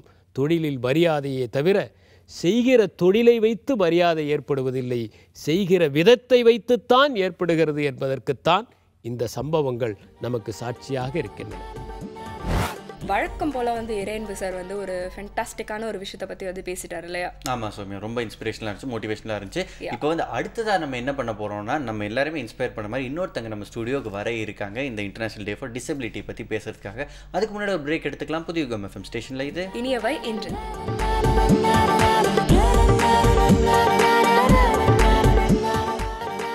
Welcome back. இது புதியுகம் எஃப்எம் ஸ்டேஷனின் இனியவை இன்று வித் முத்து அண்ட் சௌமியா. நம்ம முன்னாடியே சொன்ன மாதிரி இன்னைக்கு வந்து international day for the disabled அப்படின்னு சொல்றதை விட international day for the differently abled அப்படின்னு சொன்னால் வந்து கரெக்டாக இருக்கும்னு நினைக்கிறேன். ஏன்னா அவங்களுக்கு வந்து நம்ம தமிழில் கூட மாற்றுத்திறனாளிகள் தானே சொல்கிறோம். அவங்களுக்கு வந்து இதில் இல்லைன்னா வேற ஒரு இதில் வந்து திறமை கொஞ்சம் அதிகமாக இருக்கும், திறன் கொஞ்சம் அதிகமாக இருக்கும்னே சொல்லலாம். சரி, இன்னைக்கு இந்த டேல நம்ம கூட பேசுறதுக்காக வந்து ரொம்ப இன்ஸ்பிரேஷனலான ஒருத்தங்க வந்திருக்காங்க. அவங்க பேர் வந்து ஜெயஸ்ரீ ரவீந்திரன். இவங்க வந்து எபிலிட்டி ஃபவுண்டேஷன் அப்படின்ற ஒரு என்ஜிஓ வந்து இவங்க தான் வந்து ஆரம்பிச்சாங்க. நிறைய நல்ல விஷயங்கள் பண்ணிட்டு இருக்காங்க. நிறைய பேருக்கு வந்து இன்ஸ்பிரேஷனாக திகழ்றாங்க. மேடம், வெல்கம் டு இனியவை இன்று. வணக்கம் மேடம். உங்களுடைய அமைப்பு பத்தி சொல்லுங்க. இது வந்து யாருக்கான அமைப்பு? அதே மாதிரி இந்த ஒரு என்ஜிஓ வந்து தொடங்குறதுக்கான ஸ்பார்க் உங்களுக்கு எப்படி வந்தது? லைஃப்ல எல்லாருக்கும் வெவ்வேறு அனுபவம் இருக்கு. ஊனம் இருக்கா ஊனம் இல்லையாங்கிறது அந்த ஆண்டவன் கொடுக்குற திறமை. இது ஊனம் இருந்தாக்கா அந்த ஆளோட மனிதனோட ஒன்றுமே முடியாமல் ஐயோ பாவம்னு நினைக்க முடியாது. நீங்கள் இப்போ ஒரு நிமிஷம் முன்னாடி மாற்றுத்திறன் டிஃப்ரெண்ட்லி ஏபிள்னு சொன்னீங்களே, அந்த மாதிரி நாங்கள் சப்போர்ட் பண்ணுறதே இல்லை. யார் வித்தியாசம், யார் ஸ்பெஷல், யார் நார்மல், யார் ஆர்டினரி, அப்படி ஒன்றுமே இல்லையே. எல்லாரும் கடவுள், ஒரே கடவுள், எல்லாரும் மனிதர்கள். இந்த மாதிரி ஊனம் தான், டிசபிலிட்டி தான். அது ஒன்றுமே இல்லை. அதுக்காக ஒரு வெக்கப்படுறதுக்கு ஒன்றும் இல்லை. நாம் எல்லாரும் சமம். இந்த மாதிரி என்னோட ஊனம் பொறுத்த வரைக்கும் வாழ்க்கையில் எனக்கு நிறைய ஆப்பர்ச்சுனிட்டிஸ் இருந்தது. ஒவ்வொரு ஆப்பர்ச்சுனிட்டிஸும் அந்த மாதிரி ஒரு அஃபெக்ஷனேட் ஃபேமிலி பேக்ரவுண்ட், ஸ்கூலில், காலேஜில், வேலை, இதில் எல்லா இடத்துலையும் அந்த சரியான சந்தர்ப்பம், சரியான ஆப்பர்ச்சுனிட்டிஸ் அதுதான் வேணும். என்னால் பண்ண முடியறதெல்லாம் எல்லாராலையும் பண்ண முடியும். அந்த சந்தர்ப்பம் வேணும். அந்த சந்தர்ப்பம் சும்மா அப்படியே இருந்தால் போகாது. அது ப்ரெசன்ட் பண்ணுற விதம் ரொம்ப முக்கியம். அவ்வளோதான். ஊனமுற்றவர்களுக்கும் அற்றவர்களுக்கும் என்னை பொறுத்த வரைக்கும் ஒரு ஃபேக்கல்ட்டி இல்லை, ஒரு ஃபேக்கல்ட்டி கம்மி, மற்றபடி ஒரு வித்தியாசம் இல்லை. The heart is in the right place for all of us, for every one of us. எங்கள் இப்போ பாரு சொல்லுவோம். நம்ம ஒவ்வொருத்தருக்கும் அதே ஆசை, விருப்பு, வெறுப்பு, ஆர்வம், அம்பிஷன் எல்லாமே ஒன்று தான். இந்த மாதிரி திங்கிங் ஊனமுற்றவர்கள் ஐயோ பாவம் இல்லை. எத்தனையோ அம்மா அப்பா ஊனமுற்ற குழந்தை வச்சிருந்த ஐயோ என்ன பண்ணுறது தெரியலையேன்னு அழுது உட்கார்ந்துருக்கிறது அவசியமே இல்லை. அது இந்த மாதிரி ஒரு மெசேஜை ரொம்ப ஒரு ப்ரீச் பண்ணுற மாதிரி ஒன்று சொல்லி பிரயோஜனம் இல்லை. இது வாழ்க்கையில் அனுபவிக்க வேண்டியது. எல்லாருமே அனுபவிக்கணும், எல்லாருமே சேர்ந்து சிரிக்கணும், எல்லாருமே அந்த மாதிரி மெசேஜையும் சொல்ல முடியும். இந்த மாதிரி தாட்ஸ் எல்லாம் அப்பப்போ எனக்கு வந்துட்டே இருந்ததுனால எபிலிட்டி ஃபவுண்டேஷன், எபிலிட்டின்னா டிசபிலிட்டி வேர்டு உள்ள எபிலிட்டி இருக்குது. எபிலிட்டிக்கும் டிசபிலிட்டிக்கும் ஆப்போசிட்ஸ் இல்லை, அது உள்ளேயே இருக்குது எபிலிட்டி. அந்த ஒரு தத்துவத்தை சொல்கிறதுக்காக எபிலிட்டி ஃபவுண்டேஷன் போட்டு ஒரு ஆர்கனைசேஷன் ஆரம்பித்தேன். இது முதல்ல ஒரு மேகசினோடு ஆரம்பித்தோம். இந்த மேகசின் மற்ற எந்த மேகசின் வேணால் நீங்கள் பார்க்கலாம். Ananda Vikatan, Kumudam, Femina, India today, எந்த மேகசின் வேணால் எடுத்து மற்றவர்கள் படித்து சும்மா ப்ரௌஸ் பண்ணுறது, ஈஸி ரீடிங். ஆனால் அந்த மேகசின் கொடுக்குற மெசேஜ் ஊனமுற்றவர்களுடைய திறமை பற்றி, ஒரு நீட்ஸ் பற்றி, என்னெல்லாம் அவசியம் அதை பற்றி எல்லாமே சேர்ந்து ரொம்ப ஈஸி லாங்குவேஜில் எல்லாரும் படித்து அனுபவிக்கும்படியாக, அப்படியே படித்து அனுபவித்து புரிந்து கொள்ளும்படியாக இந்த மாதிரி ஒரு மேகசின் ஆரம்பித்தேன். ஏன்னா ஊனமுற்றவர்கள் எப்போ பாரு தனி special people, differently abled, specially challenge அப்படி சொல்லி சொல்லி சொல்லி தள்ளி வைக்கிறோமே தவிர இன்க்ளூட் பண்ணுறதில்லை. ஏன் லைஃப்பில் இன்க்ளூட் பண்ண முடியாது? நம் வாழ்க்கையில் ஒவ்வொருத்தரும் ஒவ்வொரு ஹியூமன் பீயிங்கும் வயசாக ஆக ஆக ஒரு ஊனம் வரதான் செய்யும். the older we become, காது கம்மியாக கேட்கும், இல்லாட்ட கண்ணு சரியாக தெரியாது, இல்லாட்ட சரியாக நடக்க முடியாது. அதனால் சொசைட்டி ஊனமுற்றவர்களுக்கு ப்ரிப்பேர் பண்ணும்போது சொசைட்டி இருக்க அத்தனை பேருக்கும் ப்ரிப்பேர் பண்ணுறோம். இது ஓகே மேடம், உங்களுக்கு வந்து இந்த காது கேட்கும் திறன் கம்மியாக இருந்து இப்போ கூட வந்து எங்களோட உதட அசைவுகளை வச்சு தான் வந்து நீங்கள் எங்கள் கூட பேசிக்கிட்டு இருக்கீங்க. உங்களுக்கு வந்து அந்த ஸ்பார்க் இதை வந்து ஆரம்பிக்கணும், எபிலிட்டி ஃபவுண்டேஷன் மற்ற ஊனமுற்றவர்களுக்கு ஆரம்பிக்கணுன்றது எதனால் தோணுச்சு? 1995 ஆண்டு ஒரு மேகசினோட ஆரம்பித்தது இது. இந்த மேகசின் செய்ய செய்ய ஒவ்வொருத்தர் நிறைய பேர் ஊனமுற்றவர்களாக என்கிட்ட வந்து அவங்களை மீட் பண்ணி அவர்களோட வாழ்க்கையை பற்றி புரிஞ்சுக்கும் போது அது மூலமாக வெவ்வேறு ஆக்டிவிட்டீஸும் ஆட் ஆன் ஆகிடுது. இப்போ ஒரு குரூப் ஆஃப் காது கேளாதோர் என்கிட்ட வந்து கம்ப்யூட்டர் கிளாஸஸ் மற்ற இடத்துல எல்லாம் போகும்போது சப்சிடைஸ்ட் கோர்சஸ் இருந்த போதும் கம்ப்யூட்டருக்கு காது கேட்காதவர்களுக்கு சொல்லிக் கொடுக்க யாருக்கும் பொறுமை இல்லை. எப்போ பார் அந்த கம்ப்யூட்டரில் வர ஹெல்ப் மெனுவை படித்து நீயே புரிஞ்சுக்கோ அப்படின்னு சொன்னாங்க. இது என்ன பிரயோஜனம்? காது கேட்காதவர்களுக்கும் கம்ப்யூட்டர் கைக்கும் மூளைக்கும் என்ன சம்மந்தம்? கம்ப்யூட்டருக்கு காது அவசியம் இல்லையே, மற்றவர்களோட பொறுமை தான் அவசியம், இதுக்கு வேற ஒன்றும் இல்லை. இந்த மாதிரி யோசனை வரதுனால ஒரு கம்ப்யூட்டர் கிளாஸஸ்ன்னு ஆரம்பித்தேன். இது ஒரு 6 மாத ப்ரோக்ராமாக இருந்தது. ஆனால் இது வந்து சும்மா கம்ப்யூட்டர்ஸ் மட்டும் ஆரம்பித்து சரி எனக்கு படித்தாச்சு போகிறோம் இன்னுமே போங்கன்னு சொல்லாமல் இந்த கம்ப்யூட்டர்ஸ், யோகா, ஒரு பர்சனாலிட்டி டெவலப்மெண்ட்னு சொல்லுவாங்களே, ஒரு கான்ஃபிடென்ஸ் பில்டிங், இது மற்ற ஆஃபீஸஸ்க்கு போகும்போது அந்த ஆஃபீஸஸில் என்ன எக்ஸ்பெக்ட் பண்ணுறாங்க, அந்த ஆஃபீஸ் ட்ரைனிங் ஸ்கில்ஸ் எல்லாம் ஒன்றா போட்டு அப்புறம் இங்கிலீஷ் ஸ்கில்ஸ் எல்லாத்தையுமே ஒரு கம்ப்ளீட் 6 month பேக்கேஜ். அதோட வேலை வாய்ப்பு, இந்த வேலை வாய்ப்புக்கு தேடும்போது எபிலிட்டி ஃபவுண்டேஷனோட பிளேஸ்மெண்ட் செல் நெக்ஸ்ட் ஆக்டிவிட்டி அடுத்த ப்ரோக்ராம் ஆரம்பிச்சது. இந்த பிளேஸ்மெண்ட் விங் முதல்ல நான் 1996-97 ஆரம்பிக்கும்போது, அப்படி சொல்ல போனால் அந்த டைமில் முதல் 4 வருஷம் நான் ஒருத்தி தான் எபிலிட்டி ஃபவுண்டேஷன், வேறு யாருமே இல்லை. ஒரு ஃப்ரெண்ட்ஸுக்கிட்ட பேசி இவங்க இந்த படிச்சிருக்காங்க, குவாலிஃபிகேஷன்ஸ் இருக்குது, வேலை வாய்ப்பு கொடுத்து பாருங்களேன். அந்த வேலை வாய்ப்பு ஊனத்தினால இல்லை, ஐயோ பாவம் ஒரு காது கேட்காதவர்கிட்ட நான் வேலை கொடுக்குறேன், நான் எத்தனை நல்லவன், அந்த மாதிரி ஒன்றும் நினச்சிக்க வேண்டாம். அந்த கண்ணு தெரியாதவருக்கு வேலை கொடுக்குறேன், இந்த மாதிரி யோஜனையே பண்ண வேண்டாம். அவர் என்ன படிச்சிருக்காங்க, என்ன வேலை செய்ய முடியும், அந்த மாதிரி யோஜனை பண்ணி உங்கள் கம்பெனியில் என்ன வேக்கன்சி இருக்குது அது சொன்னால் போகும். இது ரெண்டும் மேட்ச் பண்ணி இங்கே இந்த ஆளை அந்த கம்பெனிக்கு அனுப்பிச்சு அந்த மாதிரி ஒன்றா வேலை வாய்ப்பு கொடுத்துட்டு இருந்தோம். அது இப்போது எங்களுக்கு ஒரு சுமார் ஒரு 225 கம்பெனிஸ் எங்களோட வேலை பண்ணுறாங்க. It's really beautiful experience. அது திருப்பி மறுபடியும் வந்து எங்களுக்கு இந்த குவாலிஃபிகேஷன்ஸோட ஊனம் வேணும், ஊனமுற்றவர் வேணும். எத்தனை கஷ்டமான குவாலிஃபிகேஷன்ஸ் நீங்கள் சொல்லி பாருங்க. அந்த குவாலிஃபிகேஷன்ஸில் யாராவது இருக்காங்க, அது எந்த துறையானாலும் பரவாயில்லை, மார்க்கெட்டிங், அட்வர்டைசிங், மெடிசன், ஃபார்மசி, லா, மேனுஃபேக்சரிங், எது வேணால் சொல்லலாம். அந்த ஃபீல்டில் அந்த குவாலிஃபிகேஷன்ஸ்க்கு பிரமாதமாக படித்து எத்தனை பேர் இருக்காங்க. இந்த பிளேஸ்மெண்ட் விங்க்கு அப்புறமா இந்த கெவின் கேர் எபிலிட்டி அவார்ட்ஸ்னு நாங்கள் ஒன்று நடத்துகிறோம். கெவின் கேர் எபிலிட்டி அவார்ட்ஸ் வந்து 4 அவார்ட்ஸ் கொடுக்குறோம். ஒன்று வந்து லைஃப்பில் தனக்கு மட்டும் ஹெல்ப் பண்ணிக்காமல் மற்றவர்களுக்கும் சமுதாயத்துக்கும் ஹெல்ப் பண்ணுறவங்க, தன்னோட சொந்த ஆர்கனைசேஷன் ஆரம்பித்தவங்க, அவங்களுக்கு கெவின் கேர் எபிலிட்டி எமினன்ஸ் அவார்டுன்னு கொடுக்குறோம். மற்ற 3 அவார்ட்ஸும் மாஸ்டரி அவார்டுன்னு சொல்கிறது.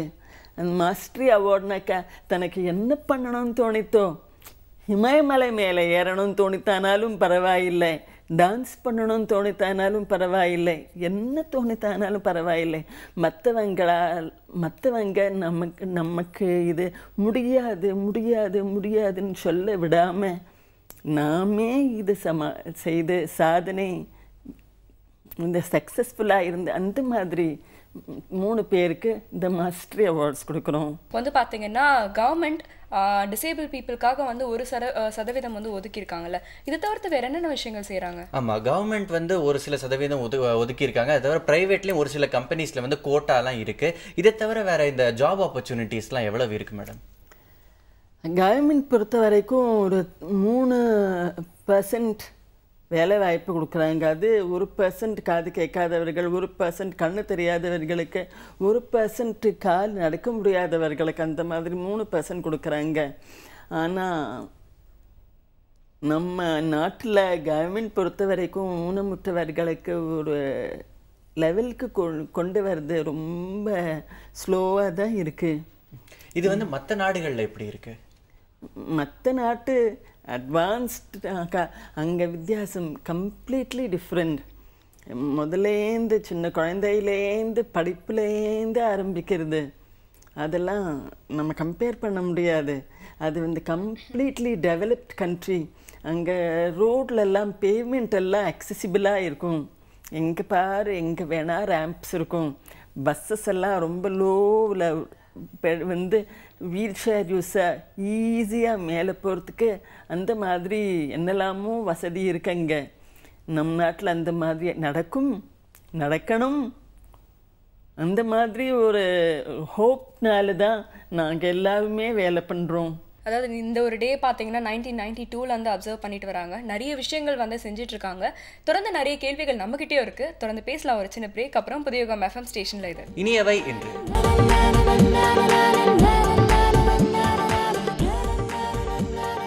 Welcome back. இது புதியுகம் எஃப்எம் ஸ்டேஷனின் இனியவை இன்று வித் முத்து அண்ட் சௌமியா. இன்னைக்கு வந்து இன்டர்நேஷனல் டே ஃபார் டிசபிலிட்டி அப்படின்றதுனால எபிலிட்டி ஃபவுண்டேஷன்லேருந்து ஜெயஸ்ரீ ரவீந்திரன் வந்திருக்காங்க. அவங்ககிட்ட தொடர்ந்து கேள்விகள் கேட்கலாம். உங்களுடைய அமைப்புலையும் பார்த்தீங்கன்னா டிசேபிள் பீப்புளுக்காக வேலை வாய்ப்புக்காக நிறைய ஃபெஸ்டெல்லாம் நீங்கள் நடத்துறீங்க இல்லையா, அதை பற்றி சொல்லுங்கள். வேலை வாய்ப்பு பொறுத்த வரைக்கும் நாங்கள் இதுவரையிலும் ப்ரைவேட் செக்டர் கம்பெனிஸ்க்கு தான் போகிறோம்.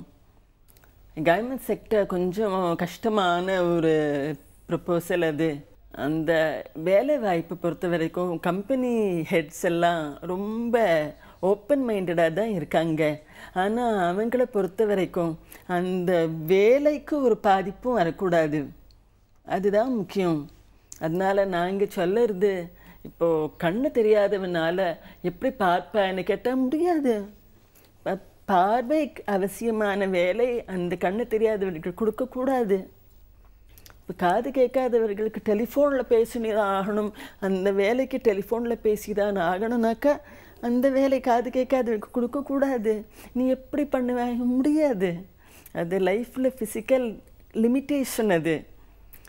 அது தவிர இப்போ வீல் சேரில் இருக்கிறவங்க வெளியில் போய் மார்க்கெட்டிங் பண்ணுன்னா அவங்களால முடியாது. இந்த மாதிரி ஒவ்வொரு ஊனமுற்றவர்களுக்கும் சென்சிட்டிவ் ரெக்குவயர்மெண்ட்ஸ் பற்றி யோஜனை பண்ணணும். யோஜனை பண்ணுறது மட்டும் இல்லை, இப்போது பிளைண்ட் பீப்புள் நம்ம பிரமாதமான ப்ரோக்ராமர்ஸ் இருக்காங்க, கம்ப்யூட்டரில் என்ன பிரமாதமான திறமை எல்லாம் இருக்காங்க. அவங்களுக்கு அவசியமாகிறது ஒன்று தான், ஒரு ஸ்க்ரீன் ரீடிங் சாஃப்ட்வேர். அந்த ஸ்க்ரீன் ரீடிங் சாஃப்ட்வேர் நம்ம கம்ப்யூட்டர்ஸில் லோட் பண்ணோமானாக்கா ஒரு கண்ணு தெரியாதவனுக்கும் கண்ணு தெரிஞ்சவர்களுக்கும் வேலை பொறுத்த வரைக்கும் வித்தியாசமே இல்லை. என்ன வேணால் பண்ணலாம். அந்த கர்சரை எங்கே மூவ் பண்ணாலும், நம்ம கீபோர்டு என்ன டைப் பண்ணாலும் அதெல்லாம் கேட்கும். ஸோ அந்த கண்ணு தெரியாதவர்கள் பொறுத்த வரைக்கும் அந்த மானிட்டர் அவசியமே இல்லை. மானிட்டர் இல்லாமையே என்ன வேணால் பிரமாதமாக பண்ணிவிடலாம்.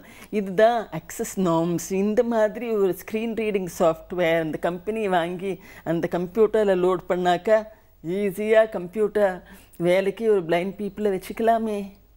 இந்த மாதிரி நாங்கள் சொல்ல சொல்ல சொல்ல உங்கள் வேலை பாதிப்பு நடக்காது. அப்படி ஏதாவது பாதிப்பு நடந்தாக்கா அது ஊனத்தினால காரணம் இல்லை, அந்த மனிதரோடு என்ன சொல்கிறது ஆட்டிடியூடாக இருக்கலாம், ஒரு சோம்பேறியாக இருக்கலாம், வேறு ஏதாவது இன்எஃபிஷியன்ட் பர்சனாக இருக்கலாம். அதுக்கும் ஊனத்துக்கும் சம்மந்தம் இல்லை. இது கம்பெனிஸ் எல்லாம் புரிஞ்சப்போ கம்பெனிஸ் எல்லாம் ரொம்ப ஓப்பன் மைண்டடாக முன் வந்து பண்ணியிருக்காங்க. இந்த பிளேஸ்மெண்ட் விங்கில் நாங்கள் இந்த மாதிரி பண்ணிகிட்டே இருக்கும்போது எத்தனையோ கேண்டிடேட்ஸ் எங்ககிட்ட ரெஜிஸ்டர் ஆனாங்க.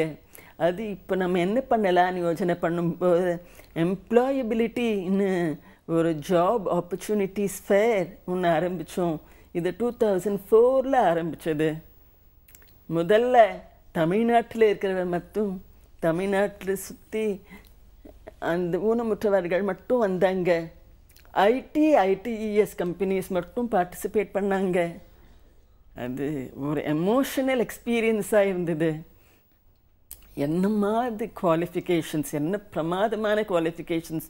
ஒவ்வொரு தந்தையார் தாயார்லாம் தன்னோட குழந்தைகளை தூக்கிண்டு எந்த ஒரு கிராமத்துலேருந்து வந்து, ஆனால் அந்த மாதிரி கஷ்டப்பட்டு வந்தவர்கள் என்ன பிரமாதமான படிச்சிருக்காங்க. அவங்க என்ன கேட்குறாங்க, அந்த டைமில் வேலை கூட கேட்கல, இன்டர்வியூ கிடைக்கிறதே அதுவே பெருசு. அன்றைக்கி ஒரு கம்பெனியில் மட்டும் இல்லை, 5 கம்பெனிஸ்ல அவங்களுக்கு இன்டர்வியூஸ் கிடச்சிருக்கு. அந்த இன்டர்வியூஸ் நடத்துறது மட்டும் இல்லை, ஒவ்வொரு கம்பெனி ஹெச்ஆர் பர்சனும் அசட்ட கொஸ்டின் கேட்கறது இல்லை, ஊனத்தை பற்றி ஒன்றும் கேட்கறது இல்லை. அவங்க படிப்பு பற்றி, அவங்க வேலை பற்றி, அவங்க ஆஃபீஸில் இருக்கிற வேக்கன்சி பற்றி இன்டர்வியூஸ் நடக்கிறது. இந்த மாதிரி ஒரு ஜாப் ஃபேர் நாங்கள் இத்தனை வருஷமாக பண்ணிட்டுருக்கோம். அது இப்போ இந்த டிசம்பர் 14 இப்போ இங்கே சென்னையில் நடக்கிறது. அது வந்து 2004 இப்போ 2014 மட்டும் வந்திருக்கோம். ஆனால் ஒவ்வொரு வருஷமும் இந்தியா பூரா கேண்டிடேட்ஸ் வந்துட்டுருக்காங்க. மேகாலயா, அஸ்ஸாம், நார்த் ஈஸ்ட் அங்கேருந்தெல்லாம் சென்னைக்கு வராங்க. இது ரொம்ப ஹார்ட் வார்மிங்காக இருக்குது. கம்பெனிஸும் பிரமாதமான நேஷ்னல்ஸ், மல்டி நேஷ்னல் கம்பெனிஸ் வந்து பார்ட்டிசிபேட் பண்ணுறாங்க. எங்களை பொறுத்த வரைக்கும் நாங்கள் இன்டர்வியூஸ்க்கு ஆர்கனைஸ் பண்ணுறோம். இன்டர்வியூஸ்க்கு ஒவ்வொரு என்ன சொல்கிறது பயோடேட்டா, ரெஸ்யூமே, ஒவ்வொரு கம்பெனிஸோட என்ன வேலை வாய்ப்பு இருக்குதுன்னு பார்த்து அதை மேட்ச் பண்ணி அப்புறம்தான் அனுப்புகிறோம் அந்த இன்டர்வியூஸ்க்கு. சும்மா யார் வேணால் எங்கே வேணால் வாக்கின் இன்டர்வியூஸ் மாதிரி இல்லை இது. மேம் இப்போ வந்து இதை வந்து பார்த்துட்டு இருக்கிற எங்கள் வியூவர்ஸ் வந்து இதுக்கு அப்ளை பண்ணணும், ரெஜிஸ்டர் பண்ணணும்னா அவங்க எப்படி பண்ணலாம்? எபிலிட்டி ஃபவுண்டேஷன் வெப்சைட்டுக்கு போய் ரெஜிஸ்டர் பண்ணிக்கணுமா இந்த ஜாப் ஃபேரில் அவங்க கலந்துக்கணும்னா? ஆமாம், இது எபிலிட்டி ஃபவுண்டேஷன் வெப்சைட்டில் இந்த ஃபார்ம் இருக்குது. அந்த ஃபார்மை டவுன்லோட் பண்ணலாம். இது தவிர நாங்கள் 1 or 2 பேப்பரில் அட்வர்டைஸ் பண்ணியிருக்கோம். அதுவும் நடக்கிறது. யார் வேணால் இப்போது அப்ளை பண்ணிட்டு வந்துட்டு இருக்கு, என்ட்ரிஸ் வந்துட்டு இருக்கு. இப்போ கொஞ்ச நாள் கூட ஓப்பன் ஆகிருக்கும். 14th டிசம்பர் நடக்கிற ஜாப் ஃபேராக இருக்கிறதுனால அதுக்குள்ளே எங்களுக்கு என்னெல்லாமோ இந்த மேட்ச் பண்ணுற வேலையெல்லாம் இருக்குது. அதனால கொஞ்சம் எவ்வளவு சீக்கிரம் அனுப்ப முடியுமோ யார் வேணால் அனுப்பலாம். ஓகே, நீங்கள் சொன்னீங்களே கொஞ்ச நேரத்துக்கு முன்னாடி மாற்றுத்திறனாளிகளுக்கு வந்து ஃபாரின் கண்ட்ரீஸில் நிறைய விஷயங்கள்லாம் வந்து பண்ணுறாங்க, அந்த பேவ்மெண்ட், ஸ்லோப்ஸ், இந்த மாதிரி விஷயங்கள்லாம். பட் நம்மளோட கண்ட்ரியில் இதுக்கு வந்து என்ன மாதிரியான வசதிகள்லாம் வந்து பண்ணிகிட்ருக்காங்க? வாழ்க்கையில் ஒவ்வொரு துறையிலையும் வசதி வேணும். அது குழந்தை பிறந்ததுலேருந்து வேணும். சில பேருக்கு பிறவியிலேருந்தே ஊனம் இருக்குது, சில பேருக்கு போக போக வேறு அக்வயர்டு டிசபிலிட்டி நடக்கிறது. அது என்னவாக இருந்தாலும் ஒரு சின்ன குழந்தைக்கு அம்மா அப்பாவோட சப்போர்ட் அதுதான் எக்ஸஸ். என்னதான் இருந்தாலும் அந்த பெற்றோர் வந்து பிரமாதமான கான்ஃபிடென்ஸ் வச்சுண்டு மற்ற குழந்தைகளை ஸ்கூலுக்கு அனுப்புகிற மாதிரி தன் குழந்தையாலும் முடியும், பண்ணுவான், அந்த மாதிரி திங்கிங்கோட அந்த குழந்தைய ஸ்கூலுக்கு அனுப்பணும். அதுக்கு குழந்தைய ஸ்கூலுக்கு அனுப்பும்போது என்னென்னா அந்த குழந்தைக்கு என்னெல்லாம் தகுதிகள் அவசியமோ அதெல்லாம் பார்த்துக்கணும். அப்படி ஒவ்வொருத்தருக்கும் ஒவ்வொரு ஊனத்தை பொறுத்தது ஒவ்வொரு அக்சஸ் நார்ம்ஸ் இருக்குது. அந்த மாதிரி படிப்பு முடிஞ்சதுக்கப்புறமா காலேஜ் வருது. இப்போ காலேஜ் லெவலில் கூட என்னெல்லாமோ வசதிகள் நாங்கள் வேலை பண்ணுறோம். இப்போ சென்னையில் ஒரு பெரிய யூனிவர்சிட்டி எங்களுக்கு ஒரு 10 சீட்ஸ் கொடுத்துருக்காங்க. யாருக்கு வேணால் இன்ஜினியரிங் யூனிவர்சிட்டி அந்த மாதிரி ஒரு வாய்ப்பு அப்ளிகேஷன் ஃபார்ம்லேருந்து பிரெயிலில் இருக்குது. அப்ளிகேஷன் ஃபார்ம்லேருந்து எக்ஸாம் எழுதுகிற மட்டும் இந்த ஊனமுற்றவர்களுக்கு என்னெல்லாம் தேவை, என்னெல்லாம் அவசியம், இதெல்லாம் யோஜனை பண்ணி அதெல்லாம் ப்ரொவைட் பண்ணி ஆகணும். அது அவர்களோட உரிமை. எனக்கு வேணும்னு யாரும் கெஞ்சலை, உரிமை இது. அந்த உரிமை எல்லாரும் அது ப்ரொவைட் பண்ணி ஆகணும். அது ப்ரொவைட் பண்ணுறது மற்றவர்களோட கடமை. இந்த மாதிரி ஒன்றொன்னா பப்ளிக் டிரான்ஸ்போர்ட்லேருந்து, பஸ்லேருந்து, ட்ரெயினில் ஒரு ஸ்பெஷல் ஹேண்டிகேப்ட் கோச் அப்படின்னு போட்டு ஒன்றும் பிரயோஜனம் இல்லை. ஏன் நம்ம டிக்கெட் வாங்கி போகிறோம், டிக்கெட் வாங்கி தானே நம்ம பிரயாணம் போகிறோம். ஏன் அந்த கோச்சுக்கு போகணும்? எல்லா கோச்சுக்கும் முதியவர்கள் எத்தனையோ பேர் இருக்காங்க, அவர்களும் யூஸ் பண்ணலாமே. எல்லாரும் யூஸ் பண்ணும்படி அக்சசிபிளாக இருக்கணும் ட்ரெயின் கம்பார்ட்மெண்ட். இந்த மாதிரி ஒவ்வொரு துறையிலும் இருக்குமா. இந்த ஒரு பஸ் ஸ்டாண்டுக்கு போனால் பஸ் லேட்டாக வருதுன்னு அனௌன்ஸ் பண்ணணும்னாக்கா காது கேட்காதவர்கள் எப்படி பார்ப்பாங்க? அதுக்கு ஒரு கம்ப்யூட்டர் ஸ்க்ரீனில் அந்த வேர்ட்ஸ் எல்லாம் வரணும். கண்ணு தெரியாதவர்களுக்கு அனௌன்ஸ்மெண்ட் கம்ப்ளீட்டாக பண்ணிகிட்டே இருக்கணும். ஒவ்வொரு ஹாஸ்பிட்டல்லையும் ஒவ்வொரு போலீஸ் ஸ்டேஷன்லையும் சைன் லாங்குவேஜ் இன்டர்பிரிட்டர்ஸ்னு சொல்லுவோம். ஒருத்தராவது அங்கே இருக்கணும். இப்போது காது கேட்காதவர்களும் பேச முடியாதவர்களும் ஒரு டாக்டர்கிட்ட போனாக்கா எப்படி தன்னோட ப்ராப்ளம்ஸை எடுத்து சொல்லுவாங்க? இந்த டாக்டர் புரிஞ்சுக்கணும், இவனாலையும் சொல்ல முடியணும். அப்படி இருக்கும்போது என்ன பண்ண முடியும்? இந்த ப்ராப்ளம்ஸ் எல்லாமே நம்ம நாட்டில் பார்த்துக்கணும். கண்டிப்பாக மேம். ஏன்னா இப்போ வந்து பார்த்தீங்கன்னா இதெல்லாம் வந்து பேசிக்கான விஷயங்கள் தான் இல்லையா முத்து?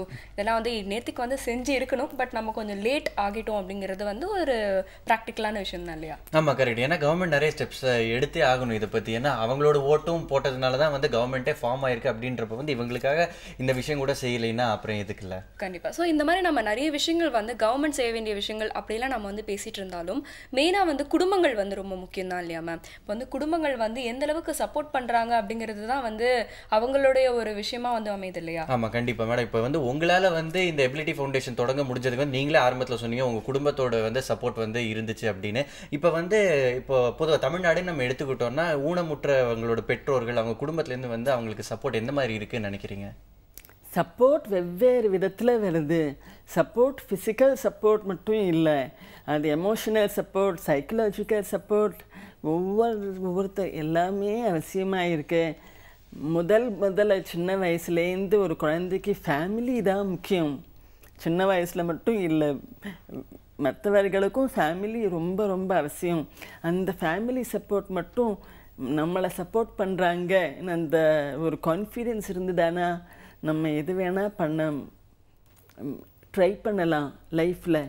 இப்போது பெங்களூரில் ஒரு 4-5 பாய்ஸ், கண்ணு தெரியாத பாய்ஸ், பிறவியிலேருந்தே கண்ணு தெரியாத பாய்ஸ் பிரமாதமாக டான்ஸ் பண்ணுறாங்க. நீங்கள் யோஜனை பண்ணி பார்த்தாக்கா கண்ணை மூடிண்டு ஒரு டான்ஸ் பெர்ஃபார்மன்ஸை பார்க்க முடியுமா? டான்ஸ்னாக்கா ஒரு கண் பார்வை ரொம்ப அவசியம் அதுக்கு.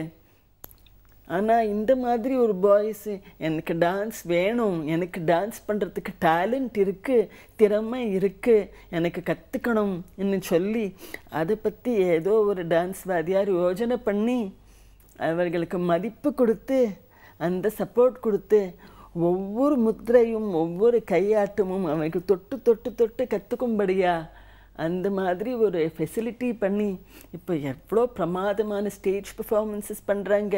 யாரும் கையை பிடிச்சுன்னு நடக்கிறதில்ல. ஸ்டேஜில் வந்தால் அவங்களுக்கு கண் தெரியுமா தெரியாதான்னு ஒருத்தருக்கும் கண்டுபிடிக்க முடியாது. இது நாங்கள் என்ன சொல்கிறோம்னா, இது வந்து ஊனமுற்றவர்கள் ரொம்ப ஒரு சூப்பர்மேன், ஊனம் இருந்தும் அது பண்ணுறான் இது பண்ணுறான் அந்த மாதிரி சொல்ல வேண்டாம். என்னாலையும் முடியாது, அதே நீ பண்ணுறியே, நீ ஏன் கம்பேர் பண்ணணும்? லைஃப்பில் யாருமே அதே மாதிரி கம்பேர் பண்ண முடியாது. நானே பண்ணலை நீ எப்படி பண்ணுவேன்னு கேட்கக்கூடாது. பெரிய சூப்பர்மேன்னு சொல்லக்கூடாது. உன்னால் ஒன்றும் முடியாது, உனக்கு பார்க்க முடியாது, நடக்க முடியாது, இது பண்ண முடியாதுன்னு சொல்லக்கூடாது. எல்லாத்துக்கும் ஒரு ஈக்குவல் ஆப்பர்ச்சுனிட்டிஸ், அது வந்து ஒரு லெவல் பிளேயிங் ஃபீல்டுன்னு சொல்லுவாங்க. அது கிடைச்சாக்கா தட்ஸ் ஆல். வேறு ஒன்றுமே அவசியம் இல்லை. இந்த ஜாப்ஸ் ஃபேர் பொறுத்த வரைக்கும் ஒரே ஒரு லைன், நாங்கள் யாரெல்லாம் ரிஜிஸ்டர் பண்ணுறாரோ கிராஜுவேட்ஸாவது இருக்கணும். இந்த ஜாப் ஃபேர் பொறுத்த வரைக்கும் இந்த மாதிரி ஒரு குவாலிஃபிகேஷன்ஸ் நாங்கள் பார்க்குறோம். மற்றபடி நாங்கள் பிளேஸ்மெண்ட் விங்கில் அது வேறு விதத்தில் பண்ணுறோம். அதாவது வந்து பார்த்தீங்கன்னா உலகம் முழுக்க வந்து 1 பில்லியன் ஆட்கள் வந்து பார்த்தீங்கன்னா வந்து ஏதாவது ஒரு விஷயத்தால் வந்து உணமுட்டு இருக்காங்க அப்படின்னு வந்து சொல்கிறாங்க. பட் வந்து மேம் ஆரம்பித்த ஒரு ஃபஸ்ட்டு 2-3 இதில் வந்து கேள்விகளில் வந்து சொன்னாங்க, இவங்களாம் எங்கே இருக்காங்கன்னே வந்து தெரியல, நம்மளால் வந்து காமனாக வந்து பார்க்க முடியல அப்படின்னு சொல்லிட்டு. அந்த மாதிரி நிறைய விஷயங்கள் வந்து நம்மளுக்கு ஒரு டவுட்டாகவே இன்னைக்கு வரைக்கும் இருக்கு இல்லையா? ஆமாம், இன்னும் நிறைய கேள்விகள்லாம் நமக்கு வந்து டவுட்டாக இருக்கு சுமி. அதெல்லாம் தொடர்ந்து கேட்க போகிறோம். இப்போ ஒரு பிரேக் எடுத்துக்கலாம். புதிய FM ஸ்டேஷனில் இது இனியவை என்று.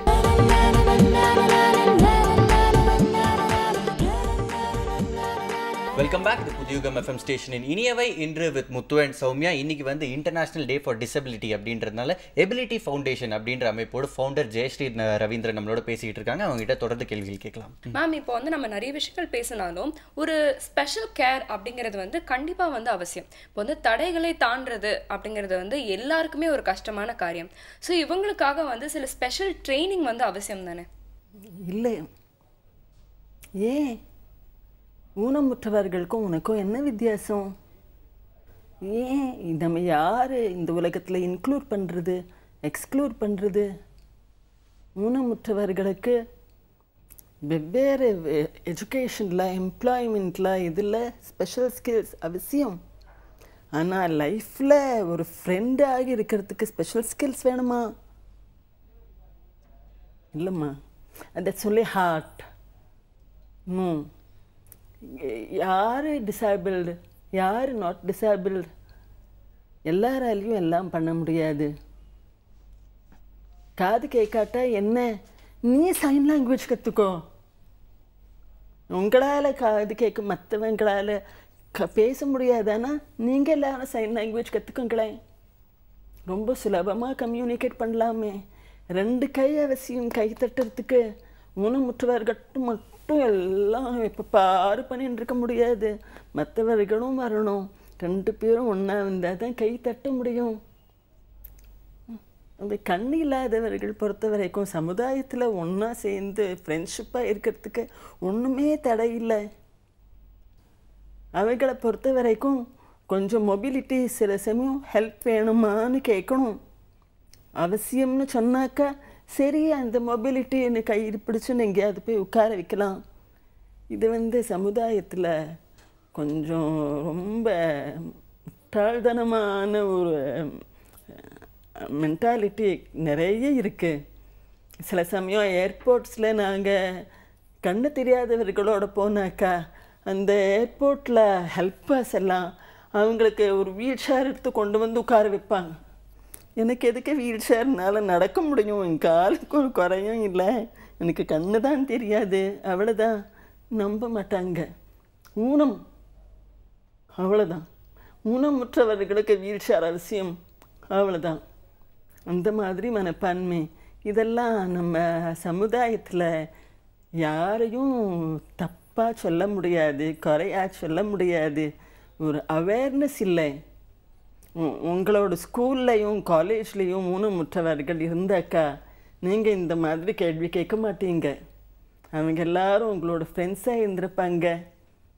லைஃப்பில் எது ஒருத்தருக்கு ஒரு படிப்பில் ஒரு சப்ஜெக்ட் கணக்கு சரியாக வராதுன்னு வச்சுக்கோங்க, நீங்கள் கணக்கில் ஹெல்ப் பண்ண மாட்டீங்களா? அவ்வளோதானே. ஊனமுற்றவர்கள் சரியாக கேட்கலை, இல்லை பார்க்க முடியலை, அந்தந்த போகும்போது நம்ம லைஃப்பில் அப்படி இப்படி போகும்போது அந்தந்த ஹெல்ப் பண்ணதுக்கு இதுக்கு ஒரு ஸ்பெஷல் ஸ்கில் எதுக்கு? யாருக்கு அவசியம் ஸ்பெஷல் ஸ்கில்? ஊனமுற்றவர்களுக்கு இல்லை, ஊனமற்றவர்களுக்கு தான் அந்த ஸ்பெஷல் ஸ்கில் வேணும். அது அப்படி ஒன்றுமே இல்லை. ஓகே மேடம், இது வந்து யுனைடெட் நேஷன்ஸ்லேருந்து இந்த டிசபிலிட்டி டேன்றது வந்து வருஷம் வந்து அனுசரிச்சுட்டு வராங்க. வருஷம் ஒவ்வொரு தீம் இருக்கும். இந்த வருஷம் வந்து அவங்க வச்சிருக்கிற தீம் வந்து sustainable development and promise of technology அப்படின்றாங்க. டெக்னாலஜின்றது வந்து எந்த அளவுக்கு வந்து உபயோகமாக இருக்குது, என்னெல்லாம் வந்து அட்வான்ஸ்மெண்ட் வந்தால் இன்னும் நல்லாயிருக்கும்? சஸ்டைனபிள் டெவலப்மெண்ட்னாக்கா முக்கால்வாசி இந்த டெக்னாலஜின்னு சொல்கிறோம். டெக்னாலஜி இன்னைக்கு என்னெல்லாமோ பிரமாதமாக we have advanced so much. இப்போ என்னை பொறுத்த வரைக்கும் என்னால் டெலிஃபோனில் பேச முடியாது, என்னால் டெலிஃபோனில் உதட்டசைவு பார்க்க முடியாது இல்லையா. நான் புரிஞ்சுக்கிறதெல்லாம் உதட்டசைவு பார்த்து தான் புரிஞ்சுக்கிறேன் இந்த மாதிரி. அதனால் எனக்கு டெலிஃபோன் பேச முடியாது. ஆனால் இன்றைக்கி மொபைல் ஃபோன்ஸில் டெக்ஸ்ட் பண்ணலாம், யாருக்கு வேணால் வாட்ஸ்அப் அனுப்பலாம். இதெல்லாம் டெக்னாலஜி. பிளைண்ட் பீப்புள் கூட மொபைல் ஃபோனில் பேசி அவங்க கூட டெக்ஸ்ட் அனுப்புகிறாங்க. அந்த டெக்ஸ்ட் எல்லாம் அது வாய்ஸ் இருக்குது அந்த மொபைல் ஃபோனில். இந்த மாதிரி லைஃப்பில் என்னெல்லாமோ கம்ப்யூட்டர்ஸ் மூலமாக பிரமாதமான டெக்னாலஜி இருக்குது. அதுதான் சஸ்டெயினபிள் டெவலப்மெண்ட் சொல்கிறோம். இது அவர்களுக்கு மட்டும் இல்லை, எல்லாருக்கும் உதவும். அந்த மாதிரி இப்போ நம்ம ஒரு இன்க்ளூசிவ் என்வாயரன்மெண்ட்க்கு போகிறதுனால நம்ம எல்லாருமே நம்ம எல்லாமே ஒன்றாக சமமாக முன்னுக்கு வரணும். இந்த ஐடியாவோட சஸ்டெயினபிள் டெவலப்மெண்ட் எல்லாருக்கும் உதவுது. யுஎனில் இந்த மாதிரி டாபிக்ஸ் கொண்டு வந்து மற்றவங்களை இதை பற்றி யோஜனை பண்ணி வைக்கிறது அந்த மாதிரி இருக்குது இப்போது. So that's all part of the goal that we are going through. Okay ma'am, ரீசெண்டாக வந்து ஒரு கோட் வந்து படித்தேன் மேம். அதாவது வந்து ஒரு 2 லைன் வந்து எழுதியிருந்தாங்க. என்ன விஷயம் அப்படின்னா, ஊனம் அப்படிங்கிறது மற்றவருடைய உடம்புல இல்லை, அது வந்து சமூகத்தோடைய பார்வையில் இருக்குது அப்படின்னு வந்து சொன்னாங்க. ஸோ இது வந்து எந்த அளவுக்கு உண்மை அப்படிங்கிறது வந்து இன்றைக்கி நாம் வந்து புரிஞ்சுக்கிட்டோம் இல்லையா? கண்டிப்பாக நிறைய விஷயங்கள் வந்து இன்றைக்கி புரிஞ்சுருந்தோம் சௌமியா. அதாவது நம்ம வந்து சமமாக பார்க்கணும் அப்படின்றது வந்து ஒரு பெரிய கருத்தை வந்து இன்றைக்கி நம்ம நிகழ்ச்சியில் நம்ம உணர்ந்திருக்கோம். ஃபர்ஸ்ட் நம்ம மூலமாக நிறைய பேர் உணர்ந்திருப்பாங்க அப்படின்னு நம்பலாம். கண்டிப்பாக இன்னைக்கு வந்து நிறைய பேருக்கு வந்து நீங்கள் ஒரு ஐ ஓப்பனராக இருந்திருக்கீங்க மேம். அது சரியில்லை. ஊனம் வந்து ஒரு ஃபிசிக்கல் லிமிட்டேஷன். நம்ம உடம்பில் நம்மளுக்கு ஏதாவது பண்ணணும்னு ஆசை இருந்தாலும் அது பண்ண விடுறதில்ல. அது ஆட்டிடியூட் மட்டும் இல்லை. இது ஆங்கிலத்தில் டிசபிலிட்டின்னு சொல்லுவான், ஹேண்டிகேப்னு சொல்லுவான். ஒவ்வொரு டிசபிலிட்டியும் ஹேண்டிகேப் இல்லை. ஒவ்வொரு டிசபிலிட்டிக்கும் ஒவ்வொரு வேலை பண்ணுறதுக்கு ஹேண்டிகேப் இருக்குது. இப்போது கால் இல்லாதவர்களுக்கு கை கால் எல்லாம் யூஸ் பண்ணுறது, டெலிஃபோன், அது இது ஒன்றும் ஹேண்டிகேப் இல்லை. ஓடணும் நடக்கணும், அதுதான் ஹேண்டிகேப். அப்போ டிசபிலிட்டி ஹேண்டிகேப்பிங் இல்லை. நான் சொல்லுறது புரியுறதா? இது கொஞ்சம் காம்ப்ளிகேட்டட் ஃபிலாசபி இது. இந்த சொசைட்டி பொறுத்த வரைக்கும் ஆட்டிடியூட் வந்து ஹேண்டிகேப்பிங். ஆனால் டிசபிலிட்டிங்கிறது ஒரு ஊனம் இருக்குது. அது ஒன்றுமே இல்லை, ஒன்றும் இல்லை அப்படி சொல்ல முடியாது. கண்ணு பார்வை இல்லாட்டாக்கா அது கண்டிப்பாக ஊனம்தான். மனநோய் கொஞ்சம் மனக்குறைவு இருந்தால் அது கண்டிப்பாக ஊனம்தான். ஆனால் அந்த ஊனம் இருக்கிறதுனால we have nothing to be ashamed of. We're all part of life. அவ்வளோதான். ஸோ சொசைட்டி பொறுத்த வரைக்கும் ஒவ்வொரு இடத்துலையும் பேரியர்ஸ் இருக்குது. இப்போ இந்த ஸ்டுடியோவுக்கு வரணும்னாக்கா நிறைய லிஃப்டெல்லாம் நல்லா வைடாக இருக்குது. வீல் சேர் யூஸர்ஸ் ஈஸியாக சுலபமாக வர முடியும். இப்போ உங்களுக்கு எதாவது என்னோடய ஆஃபீஸ் 2வது மாடியில் 3வது மாடியில் இருக்குது, லிஃப்ட்டும் இல்லை அப்படின்னா வீல் சேர் யூஸ் பண்ணுறவங்களால் மேலே ஏற முடியாது. அதுதான் ஆட்டிடியூட். இப்போ எத்தனை கோடியோ செலவழித்து ஒரு பெரிய கட்டிடம் கன்ஸ்ட்ரக்ட் பண்ணும்போது சில 1000 ரூபாய் செலவழிச்சு ஒரு ரேம்ப் பண்ண முடியாதா? அதுதான் சொசைட்டியோட ஆட்டிடியூட். இந்த மாதிரி ஒவ்வொரு துறையிலையும் சைன் லாங்குவேஜ்னு சொன்னேன்னே இதெல்லாம் ஆட்டிடியூட் தான். கண்டிப்பாக மேடம். ஸோ மாற்றம்ன்றது வந்து நமக்குள்ளே வரணும், நம்ம எல்லாருக்கும் உள்ளே வரணும் அப்படின்னு வந்து மேடம் சொல்லியிருக்காங்க. மேடம் நான் சத்தியமாக சொல்கிறேன், நான் வந்து அன்னை தெரசாவை பற்றி படிச்சிருக்கேன், டிவியில் பார்த்துருக்கேன், ஆனால் நான் நேரில் பார்த்ததில்ல. நான் வந்து உங்களை அந்த மாதிரி பார்த்தேன். இந்த நிகழ்ச்சி வந்து எனக்கு வந்து ஒரு பெரிய பாடமாக இருந்திருக்கு. எங்களுக்காக டைம் எடுத்து எங்கள் நிகழ்ச்சிக்கு வந்ததுக்கு ரொம்ப ரொம்ப நன்றி மேம். Thank you so much. நன்றி, வணக்கம். அடுத்து வந்து பார்த்தீங்கன்னா இன்னைக்கு வந்து நம்ம என்ன பேசணும், international day for persons with disabilities அப்படிங்கிற நாள் பற்றி பேசணும் இல்லையா? ஸோ அவங்களுக்காக பிரத்யேகமாக ஒரு வெப்சைட் எடுத்துகிட்டு வந்திருக்கேன். என்ன அப்படின்னு பார்த்தீங்கன்னா jobs for for.differently-abled.in. ஸோ இந்த வெப்சைட் வந்து பேர்லேயே வந்து இதோட மெயினான விஷயம் என்ன அப்படிங்கிறது உங்களுக்கு தெரிஞ்சிருக்கும். இப்போ வந்து டிஃப்ரெண்ட்லி ஏபிள்டு பர்சன் அவங்களுடைய எம்ப்ளாய்மெண்ட்டுக்காக உதவுற ஒரு வெப்சைட் இது அப்படின்னு சொன்னால், இந்த வெப்சைட்குள்ளே போயிட்டு டிசேபிள் பர்சன்லாம் அவங்களுடைய ரெஸ்யூமை வந்து அப்லோட் பண்ணிவிட்டு அவங்க எந்த விஷயத்துலலாம் வந்து ஸ்கில்டு, அவங்களால எந்த மாதிரியான ஜாப்ஸ்லாம் டேக்கப் பண்ண முடியும், இந்த மாதிரி நிறைய விஷயங்களை அவங்க எக்ஸ்பிளைன் பண்ணி போட்டாங்கன்னா அவங்களுக்கான ஜாப் ஆப்பர்ச்சுனிட்டிஸ் அது மூலயமா கிடைக்கும். ஸோ நிறைய கம்பெனிஸோட லிங்க்ஸும் அவங்களுக்கு கிடைக்கும். கரெக்ட். ஏன்னா வந்து நிறைய இருக்குது. ஃபார் எக்ஸாம்பிள் வந்து ரீசெண்டாக ஒரு பெரிய burger chain, multinational burger chain வந்து அவங்க ஒரு அவுட்லெட் ஆரம்பிச்சாங்க. டெல்லியில் ஆரம்பிச்சாங்கன்னு நினைக்கிறேன், ஷுவராக தெரியல, இன்டர்நெட்டில் தான் பார்த்தேன். அதில் வந்து ஒர்க் பண்ணுறவங்க எல்லாருமே வந்து டெஃப்.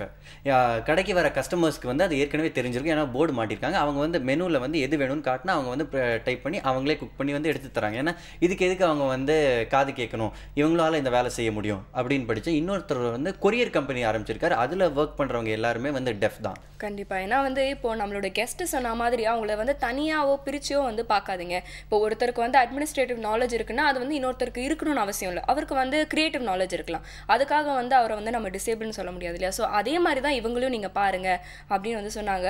உண்மையிலேயே வந்து ஒரு ஐ ஓப்பனராக வந்து இன்னைக்கு நம்மளோட எபிசோடு இருந்ததுன்னு சொல்லலாம் இல்லையா? ஆமாம், கரெக்ட் சொல்லுமே. நான் சமீபத்தில் ஒருத்தர் பார்த்த வீல் சேர் டென்னிஸ் பிளேயர், இந்தியாவை ரெப்ரசென்ட் பண்ணி அவர் வந்து ஒலிம்பிக்ஸ், இந்த பேராலிம்பிக்ஸ்லாம் விளையாடுற செம்ம ஜாலியாக பேசிகிட்டு இருந்தார் என்கிட்ட. சரி, நம்ம இந்த இதை பற்றி ஜாப் சைட்டை பற்றி விட்டோமே, அந்த வெப்சைட்டோட பேர் மறுபடியும் சொல்லிடலாம். jobsforDifferentlyAbled.in. அதோட ஸ்பெல்லிங் வந்து JOBS நியூமெரிக்கல் 4, அதுக்கப்புறம் வந்து DIFFERENTLYABLED.in. பெரிய பேர், ரொம்ப பெரிய பேர், கஷ்டப்பட்டு ஆனால் கரெக்டாக சொல்லிட்டீங்க. இருந்தாலும் நம்ம வந்து இவ்வளோ விஷயம் கஷ்டப்பட்டு செய்கிறோம்ல, நம்மளுக்கு வந்து ஃபீட்பேக்லாம் வேண்டாமா? ஆமாம், அதனால் நீங்கள் செய்ய வேண்டிய முக்கியமான அத்தியாவசிய பணி என்னதுன்னா feedback@pudiyugam.tv அப்படின்ற இமெயில் ஐடிக்கு இமெயில் மூலமாக உங்களோட கருத்துக்களை அனுப்பலாம். அப்படி இல்லைன்னா இப்போ ஸ்க்ரீனில் ஃப்ளாஷ் ஆகிட்டு இருக்க இந்த அட்ரஸ்க்கு நீங்கள் தபால் மூலமாகவும் அனுப்பலாம். அப்படி இல்லைன்னா ஸ்க்ரீனில் ஃப்ளாஷ் ஆகிட்டு இருக்க டோல் ஃப்ரீ நம்பருக்கும் கால் பண்ணி உங்களுடைய கருத்துக்களை சொல்லலாம். எங்களை தோளில் தட்டுறதா இருந்தாலும் தலையில் குட்டுறதா இருந்தாலும் இமெயில், மெயில், ஃபோன் எதில் வேணாலும் அனுப்புங்க. எஸ் அப்படின்னு சொல்லிட்டு நம்ம கிளம்ப வேண்டிய நேரம் வந்தாச்சு இல்லையா? புதியுகம் எஃப்எம் ஸ்டேஷன்ல இது இனியவை இன்று வித் முத்து அண்ட் சவுண்ட்.